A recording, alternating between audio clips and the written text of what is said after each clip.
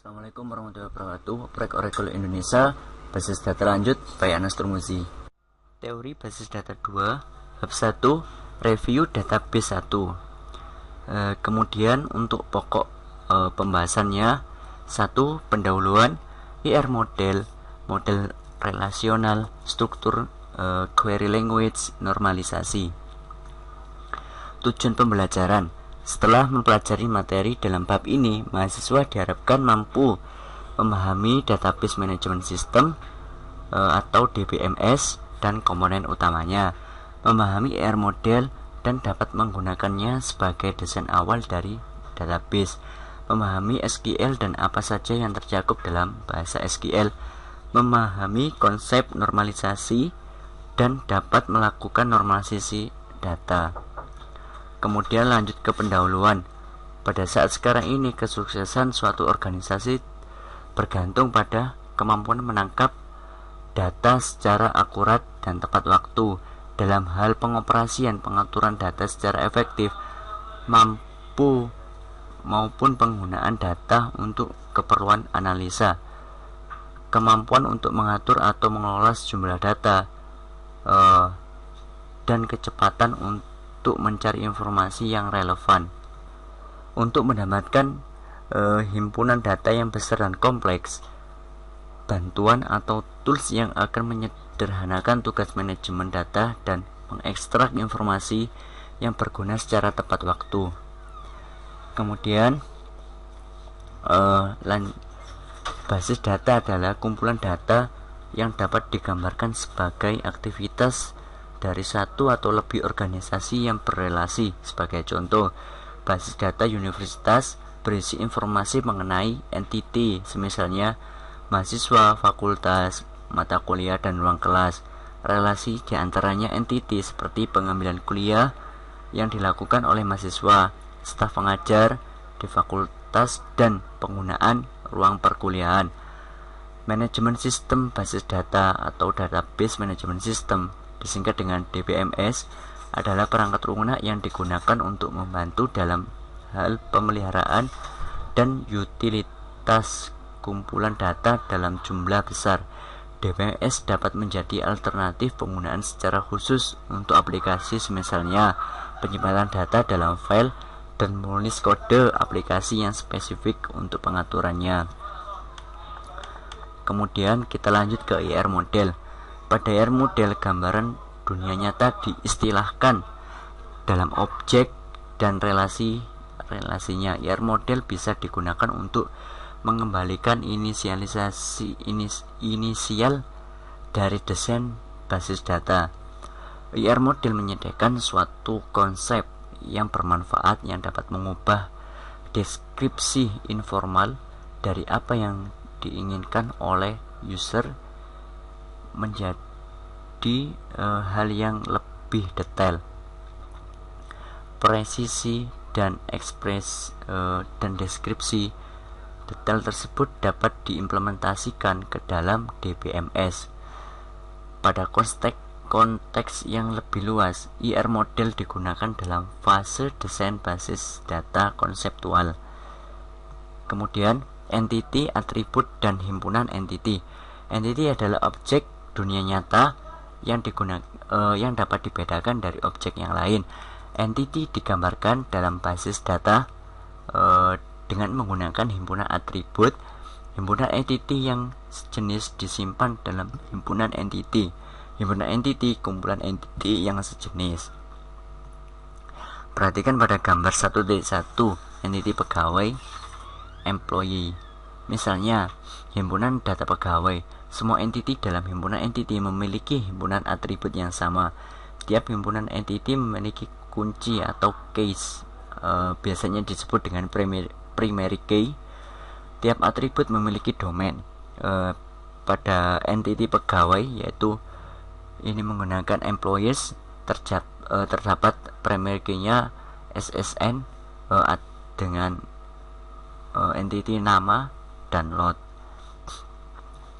Kemudian relasi dan himpunan relasi. Relasi adalah asosiasi di antara dua atau lebih entity. Misalnya, Ani bekerja di Departemen Farmasi. pada departemen employers, bekerja di departemen. Relasi antar entity. Himpunan relasi.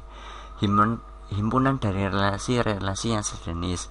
Himpunan relasi N R berrelasi dengan sejumlah himpunan entity N E1 sampai ke EN. Himpunan entity yang sama dapat berpartisipasi dalam himpunan relasi yang berbeda atau mempunyai peran yang berbeda dalam satu himpunan yang sama. Kemudian kita lanjut ke fitur tambahan untuk ER model. Berikut ini dibahas beberapa fitur tambahan untuk ER model. Batasan kunci, key constraint. Pada suatu contoh kasus, seorang pegawai dapat bekerja pada beberapa departemen. Sebuah departemen memiliki banyak pegawai, itu pasti. Sebaiknya tiap departemen hanya memiliki seorang manajer yang berhubungan dengan key constraint pada manajer. Perhatikan gambar 1.4 contoh key constraint antar entity dan gambar 1.5 macam-macam key constraint. Batasan partisipasi participation constraint. Apakah setiap departemen mempunyai seorang manajer? Jika semua departemen pasti mempunyai manajer, maka partisipasi departemen dalam manage dapat dikatakan total. Sebaliknya, jika tidak semua departemen memiliki manajer, maka partisipasinya adalah partikel. Employee, manager, departemen. Entity lemah, weak entity. Entity lemah dapat diidentifikasi secara unik jika terdapat peran kunci utama primary key yang berasal dari atau dimiliki oleh entity yang lain, owner. Himpunan entity, owner, dan entity lemah harus berpartisipasi dalam himpunan relasi one to many, satu owner, banyak entity lemah, employee, police, departemen. Hierarki kelas.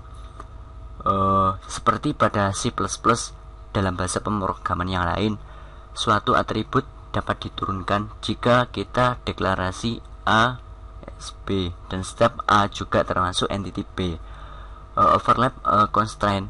Bolehkah seorang pegawai mempunyai status sebagai pegawai dengan hitungan gaji per jam sama halnya seperti pegawai dengan perjanjian kontrak? Boleh atau tidak?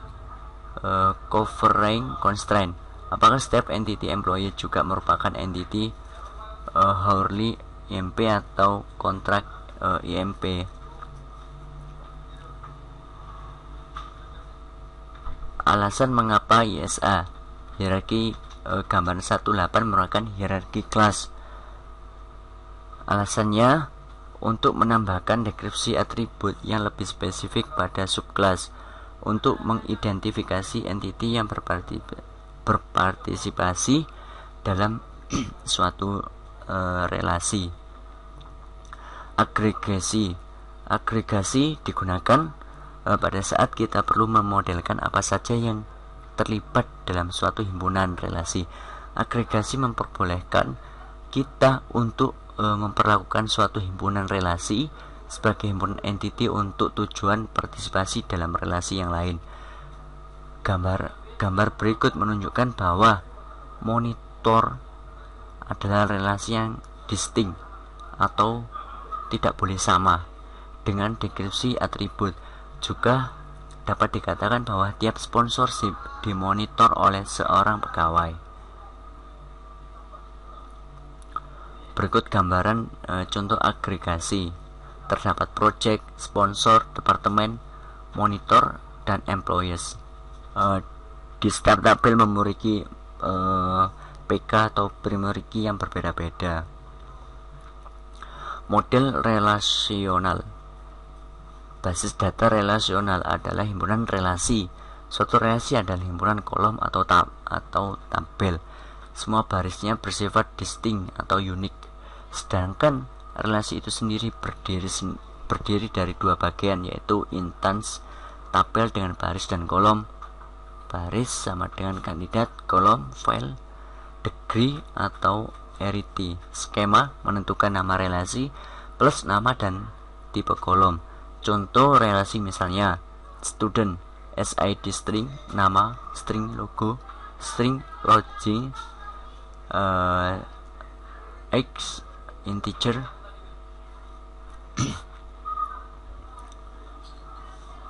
Kemudian pada gambar 1.10 contoh instance dari relasi student. Pada gambar di atas contoh instance dari relasi student memiliki koordinasi 3, degree 5, semua baris bersifat distinct. Pertanyaan: apakah semua kolom dapat distance relasi juga harus distinct? Kekuatan utama dari model relation adalah kesederhanaannya, dan kelebihannya adalah dalam melakukan query atas data. Query dapat ditulis secara intuitif dan DBMS bertanggung jawab untuk mengevaluasinya secara efisien. Kita dapat melakukan query dapat beberapa tabel yang saling berrelasi. Contohnya, pada tabel berikut, jika terdapat tabel enrolled yang berelasi dengan tabel student sebelumnya dengan key field SID. Kemudian diberikan query select dengan alias S name alias E CID from student S enrolled A, di mana where S SID E SID and A grade A. Maka tabel yang dihasilkan dari query di atas adalah S name dan E CID Smith topologi 112 yaitu mencari data student, nama student dan mata kuliah yang diikutinya yang mendapatkan nilai A. Di sini dalam penulisan sintaknya terdapat grade A. Ini berarti jika grade-nya tidak A maka tidak akan ditampilkan. Kemudian lanjut ke batasan integritas atau integrity constraint. Batasan integritas adalah suatu kondisi yang harus bernilai benar untuk suatu instan dalam basis data, misalnya batas domain. Dispesifikasi saat skema didefinisikan, diperiksa pada saat suatu relasi dimodifikasi. Intens dari relasi tersebut legal jika bisa memenuhi semua batasan integritas integrity constraint yang telah dispesifikasi. Batasan integritas juga digunakan untuk menghindari kesalahan dari entry data. Berikut akan dibahas satu persatu batasan integritas dalam model relasional. Batasan kunci primary key atau PK-nya, himpunan suatu field merupakan suatu key dari suatu relasi. Jika tidak ada dua tabel yang distinct, maksudnya yang sama, yang mempunyai nilai yang sama untuk semua key field, dan key tersebut tidak memiliki subset. Pertanyaan 2 salah. Bagaimana dengan super key? Jika terdapat lebih dari satu key untuk suatu relasi, maka salah satu dari key tersebut akan dipilih oleh DBA untuk menjadi primary key. Misalnya SID adalah key untuk relasi student. Bagaimana dengan nama? Himpunan key SID dot adalah merupakan super key-nya. Primary dan kandidat key dalam SQL. Dari kemungkinan banyak kandidat key dispesifikasi dengan menggunakan unique. Salah satunya dapat dipilih menjadi primary key. Kemudian yang kedua, seorang student dapat mengambil suatu course atau les dan hanya menerima satu nilai untuk grade dari course yang diikutinya. Berikut contoh penggunaan batasan kunci primary. Contoh penulisannya: create table enroll SID char 20, CID char 20, create char 2 primary key SID CID, create tabel enroll SID charnya 20, CID char 20, create char 2 primary key SID, unique key CID, dan grade. Foreign key adalah himpunan file dalam satu relasi yang digunakan untuk melakukan referensi ke tabel pada relasi yang lain, harus berkorespondensi dengan primary key pada relasi kedua, berlaku seperti logic pointer. Misal, SID adalah foreign key yang direfer dari relasi student, enroll SID, string SID, string get string. Foreign key dalam SQL hanya student yang terdaftar dalam relasi student yang diperbolehkan untuk mengikuti suatu perkuliahan atau course. Create tabel enroll, untuk SID-nya isikan char 20, CID-nya char 20, untuk grade-nya 2. Terus untuk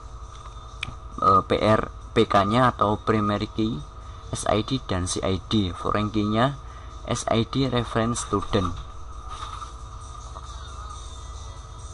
Enroll atau student, untuk referential integrity, misalnya pada relasi student dan enroll, SID dalam enroll adalah foreign key yang mereferensi relasi student. Apa yang harus dilakukan jika tabel enroll ada dengan suatu data student yang tidak terdapat dalam relasi student disisipkan? Apa yang harus dilakukan jika tabel student dihapus? Hapus juga semua tabel enroll yang merefer ke tabel student yang dihapus tersebut. Tidak mengizinkan. Apakah penghapusan jika tabel tersebut merefer ke tabel pada relasi yang lain? Ubah SID dalam tabel enroll menjadi default SID.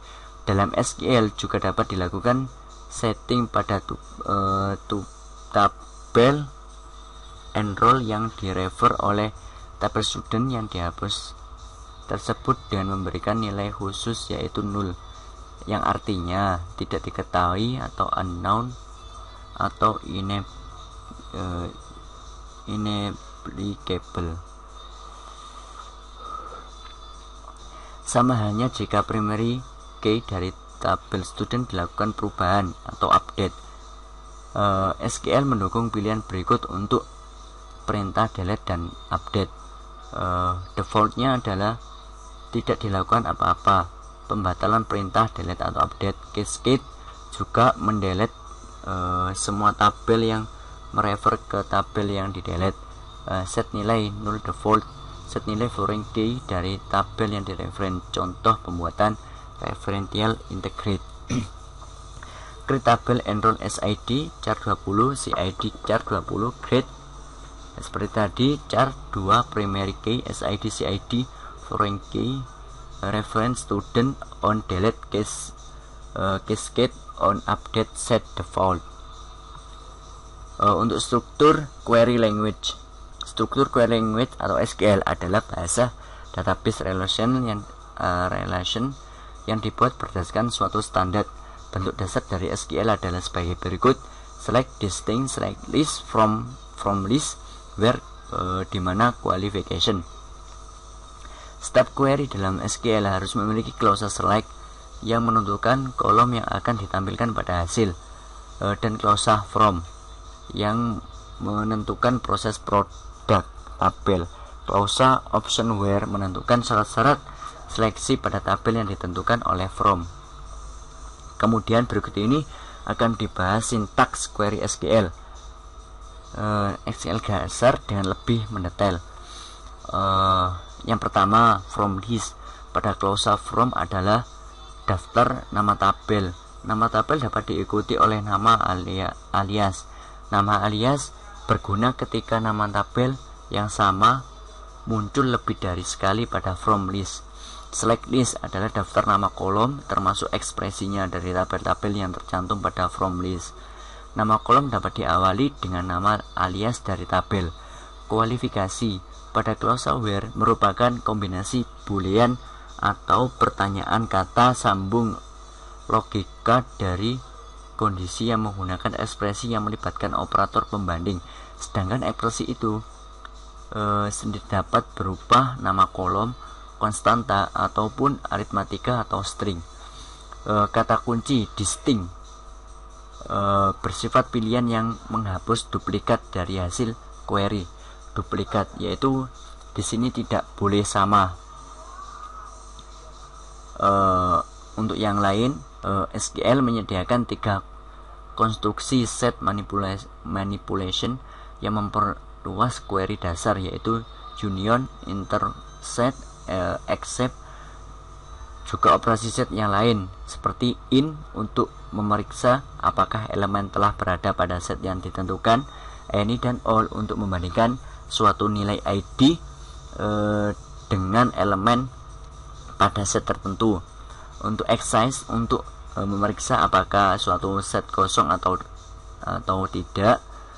Open in dan exercise dapat diawali dengan not. Fitur SQL yang lain yaitu nested query, artinya query yang memiliki query lainnya di dalamnya yang disebut dengan subquery. Nested query digunakan jika terdapat suatu nilai yang tidak ditentukan atau unknown value.